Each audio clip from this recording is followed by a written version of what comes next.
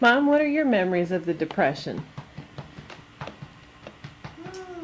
Well, my dad worked at Buick, but I can All remember... through the Depression he had a Not job? all through the Depression. He'd get laid off once in a while. I remember one night him coming in and saying, "I got laid off today."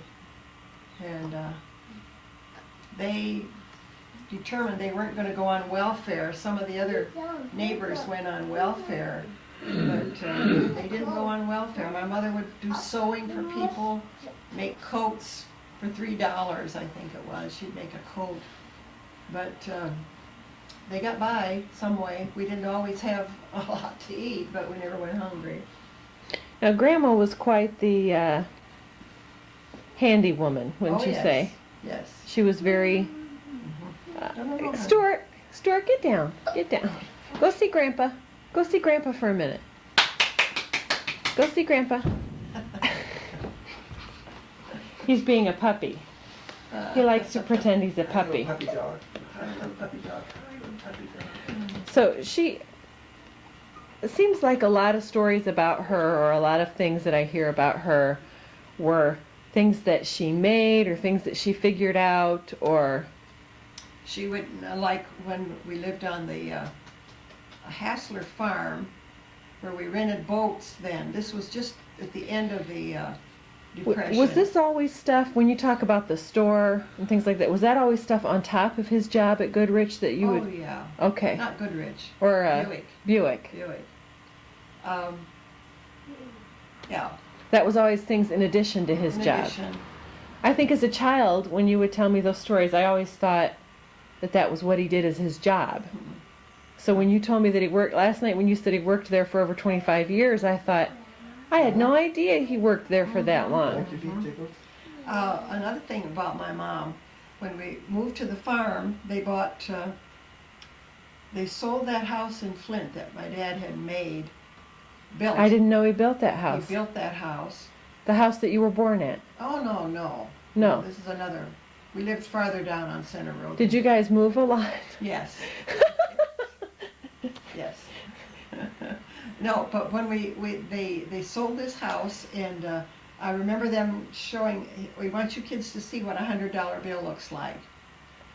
And they bought 2 cows and 2 horses, and we moved to the farm. We got 2 lambs, 3 lambs. Were all of you kids born by then on the farm? Yeah. Okay. Yeah, Carla was about 8. Okay. I was about 11. And but she would make homemade butter, and take it in and sell it, and then buy oleo. This was during the Depression. So Because butter got quite a better price oh then. yeah. And then we bought 7 boats out there at the little lake on the farm, and there was a little lake that was bottomless, and it had lots of fish in it. Lots of... Bottomless? Was it an old quarry? No, it was just a lake. It was Little Hassler. It had a muck bottom. Oh, okay. And we bought 7 boats, and my dad fixed them all up, and we would rent them for 50 cents a day. For fishing? For fishing. But there were lots of fish in there. And so they would come out and rent a boat, and then that's how we got our money to buy sugar and flour and... Well, that would be quite a benefit to someone during the Depression to have that fish, too. I mean, that's Yeah. they'd get their... Yeah, I remember one day we had a lot of people from our Flint Missionary Church come out, and they all fished that day, and we had lots of fish, and my dad cleaned them all, and we had big fish fry. Oh, how fun. Yeah, that was fun. Lots of... So how long have you been attending the missionary church, or been in the missionary church? Well, sounds like... I'll have to tell you that we lived out on Center Road in Flint there, and I was about 6 years old. And I can remember my parents saying, "We've got to get these kids into church." And they'd each blame the other one. "Well, I would if you would, And I can still remember, just a little kid. And so one night my dad and our neighbor, Roland Wright, were driving down Bristol Road, and they passed this little church. It was in the summertime, and they heard the singing. And my dad loved singing. And so they stopped. They pulled in there, and they were both saved. Wow. My neighbor, our neighbor Roland Wright, and my dad. Well, he came home, and he was just a different person. And then we started going to that little church. And I can remember I was 6 years old. The singing just thrilled me. I'd sit up in front and we'd sing, "When the roll is called up yonder, I'll be there." And I just enjoyed that singing so much. And then one night, we would take our neighbor kids to church too. And there was a Catholic family that lived just down the road a little bit from us, and we had this little girl and her big older sister, and took them to church with us. And I remember the preacher preached that night, and it just really touched my heart. And he said, "Anybody that wants to give their hearts to Jesus, to raise your hand." And I raised my hand. And then he said, "Now those of you that raised your hand, you come on up and we'll pray with you at the altar." And I stepped right up and started to step over that girl, the Catholic girl. She said, "Don't go up there." And I said, "I'm going." And so I went up, and I was about 6 years old. And I remember the preacher, after I got through praying at the altar, he picked me up and stood me up on the altar. Bill Schwab was his name, and he's still living. He is? He's still living. How He neat. married one of the girls from our church. She was a young person then, Elna's age, and she married him later. Wow. They live in Florida, but he's still living. Wow, how neat. So that's How neat. Now, you loved to sing so much that it became a big part of your life later. our family would sing around the piano. My mother played the piano, and we would sing. We'd stand around the piano at night and sing. And this neighbor that was saved the same time my dad, Roland Wright, would walk down about a half a mile probably of an evening, and he loved to sing. And so we would all stand around the piano and sing. And then Elna was 6.5 years older than I, and so she learned to sing alto. And so I would stand beside her and I would sing what she was singing. And this would make her mad. She'd say, "Mama, she's singing my part." She wanted it to be her own part. That was hers. But that taught you to sing alto, and you went on to sing alto. Yes. Well, then I was going to say, then Paula and I, my mother would teach us songs, because I couldn't read yet. We were just little, and she would teach us songs, and they would have us sing at church. And I remember this one night, we sang, "When He Calls Me, I Will Answer." We sang parts. I sang the alto, and she had taught us all the words. And people started coming to the altar. From Oh. way back, I can still remember one young fellow looking way up to see what we looked like, you know. And they didn't have any preaching that night. It was just an altar. How fabulous. Mhm. Now, you and Coila went on to sing together professionally. Right. We went to Fort Wayne Bible College. Then, Did you go together the same year? Yes. What year did you go to college? 43. I had worked in the bank up until that time, and then she graduated and she worked a little bit, and then we went to school together. And we met two Wise sisters from Detroit, and they sang. From Detroit? Yes. And they put us together as a quartet, as a girls' quartet. And I sang the low alto part, or the bass, and Quella sang the highest part, the tenor. And then the Wise sisters sang the soprano, the melody, and the alto. And The name of your group was? the Wise Crow Quartet. And Quentin J. Everest, this radio preacher, came as our youth, what do they call that in the spring? They have a Youth rally, the Youth rally. youth conference. Youth conference. And we sang at the youth conference, and he asked us to come to South Bend and to audition for his radio broadcast. And so we did that, and after we graduated, he had us as his radio quartet.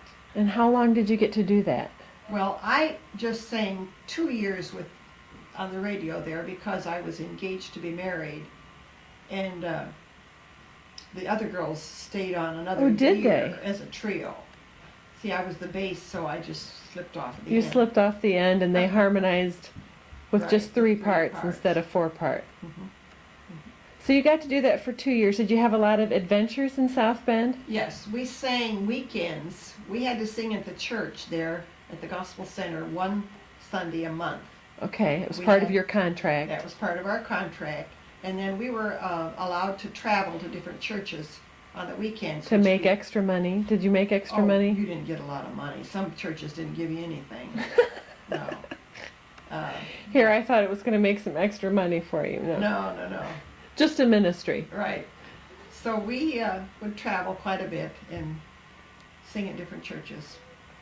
Come back, enjoyed it. And how long after the South Bend thing did Coila get married?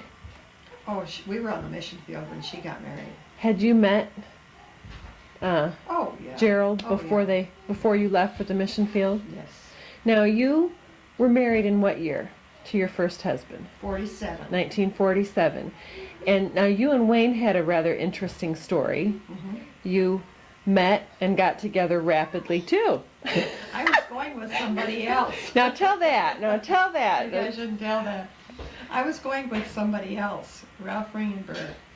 And, Now he had even asked you to marry him, Oh, had he not? yes. Several times.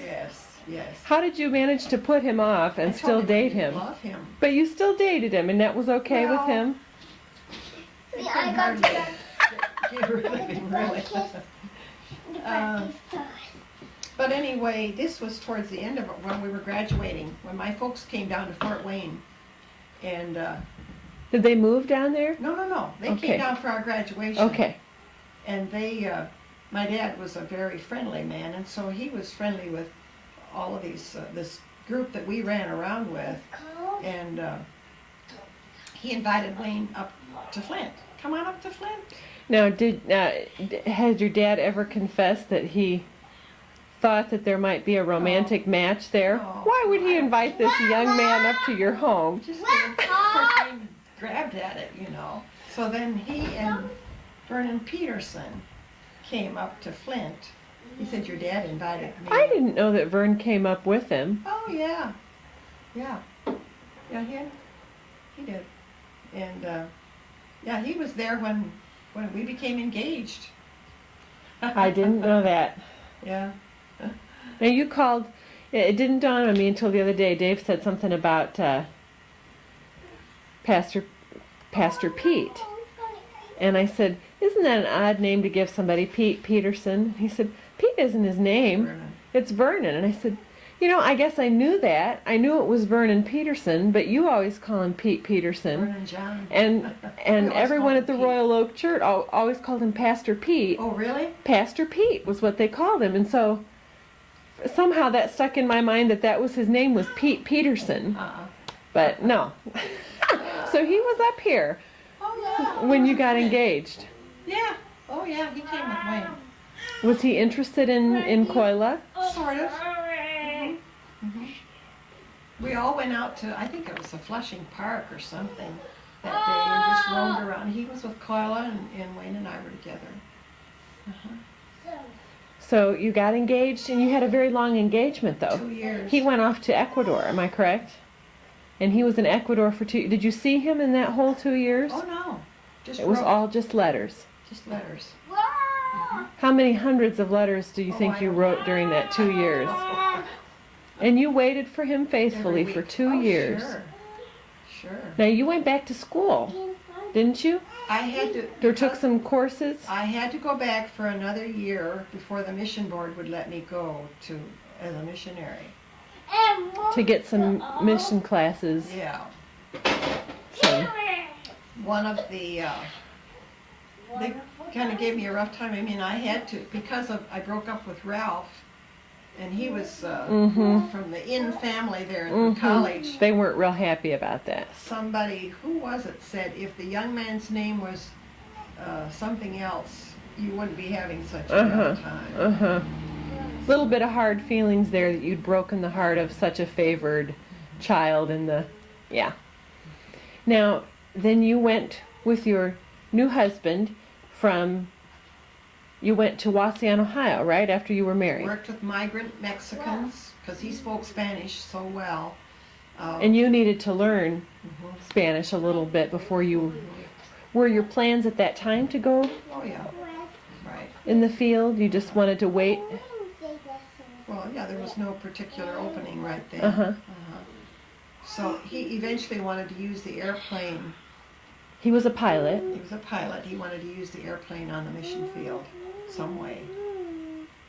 So that was the plan. So when you went to the Dominican Republic, what did he do with the airplane? What did he? He did not use He didn't use it there. airplane in the Dominican Republic, no. Did he ever get to use the airplane in his mission work? He never got to do that. That's why he bought the airplane that he bought and refurbished. He took all of the fabric off and made it all metal. He metallized the whole thing. Put metal seats in it, or you mean Not the the fabric seats, off the the? outside, It had fabric on the plane. evidently. Okay. And it was all metallized. And he intended to use that in his mission work. Now Dad, could you go get the baby? Can you go get the baby? She's crying. She's crying, but she'll stop crying as soon as somebody picks her up. You wanted children very badly Yes. and went through quite a few years of What in the world? Oh, I stabbed them. I think he knocked those twin bed headboard things over. Oh, I hope he didn't burn. I can repaint, touch them up. That's no big deal. So you went through quite a few years before you realized that you would not have children biologically together. And then a miracle happened, and you were able to adopt I a little girl. fasted and prayed. On the mission field, I said I'm going to fast and pray my noon meal until the Lord Answers my prayer. Mhm. And I wish I knew how long it was, but I did that. And then the little miracle happened, and we got the letter that Jesus' sister was expecting a baby out of wedlock, and they'd like to place it in a good Christian home. That was our answer. That was it. So did you come home from the mission field to After adopt 2 her? years, yes. Was that what brought you home? Yes. Was to get her? Right. And you got to adopt this beautiful little baby right from the hospital. Well, we got to plan before. You knew you had the whole pregnancy, Not the whole pregnancy, but a lot. a of it. good months, And good the many maid months to get ready for it. said, how are you going to feed her? What will she eat? Because there, Right. if If you hadn't had the baby, you couldn't breastfeed. no, then the baby dies. So they were worried you wouldn't They be were able to worried. feed her. Uh-huh. And you came home. You lived in a trailer when you came home, right? And you had your little girl. And what did you do after as your ministry? Livelihood, you mean? Yeah. He worked at the airport. Oh, he He did. worked at the airport. For the whole 2 years. Now he was working at the airport As a as a pilot, well, not as a. He was a pilot and and he did like mechanical work. Why you kill my friend? I ran into someone when I lived in Fort Wayne. A guy, I don't even remember his name, at the church I went to there, Epworth Methodist Church, who, I don't even know how it came up, but he had been at the airport and knew Wayne Is that right? and said he remembered the accident when it had happened and what a tragedy it was, and he said he was a long time guy from the airport there and had been at the airport forever. I wonder who that would be. I don't remember what his name was even. At that time he was running some kind of a magazine. When I was there in the early 80s, he owned a magazine company and was publishing a deer hunting magazine or something. But he was still a pilot, but he had been at the airport, worked there at the airport. Isn't that something? Why don't you tell, here I am getting the camera all off, why don't you tell about the accident? Tell what happened to Wayne. Well, he was, Hadn't he done something with your life insurance policy prior to the... he took a loan out to metalize the plane and to buy the plane. Took a loan out on his life insurance policy. And I remember him saying, "Now you'll have to pray for my survival." Just kind of joking, you know. And he took this couple wanted to, during the war, one of the wars, and they had, there's a son in the service, and this son was going to have just a few hours layover in New York before he was going to go Shipped out. And so the girlfriend of the boy and the mother and the dad Wanted to go and see wanted to him. go to New York to be with him just that short time. So Wayne took them. I think, if I remember right, it was $75 that he charged him. That wouldn't have even hardly bought the gas nowadays. But anyway, I didn't even get that because he gave me that check. Well, then after the accident, they stop all payments and you wait your turn. To see if there's any money left. If there was enough money, and there wasn't. So I never even got that. But as I understand it, there were just only about 10 miles away from their destination when it went down. Do they know what They happened? don't know what happened. And you got the news later that night. Saturday night, I had just finished giving Suzanne a bath. And, She was 2 years old. 2 years old. We just celebrated her second birthday. And Uncle Lyle came and told me that there had been an accident. And you were a widow then for 7 7 long years. And you lived with your mother during that time. You and Suzanne lived with her the whole time? Did you live with her the whole time? And at that, at what point in time in there didn't she get her nursing? Didn't she go? She already had the nursing. She already had her She nursing. got that while we were on the mission field. She would travel to Indianapolis and that to take her exams. That impresses me so much that at her age, how old was she when she got her She nursing? must have been 60. She was quite a woman. And then what did she proceed to do after she got her nursing? Well, she had this License. nursing home with, what, 30, how many beds did she have? You remember? 39? She had a lot of beds. It was a large nursing home. And she opened a nursing home and had a nursing home. Well, she had the nursing home when we went to the field. And then she became a nurse. She became an LPN and developed this nursing home, Crows Oh, Haven. you don't come up there. So you never worked in the nursing home then? I did, while I was living with her, I would cook on the cook's day off. Okay. And do laundry on the laundry day.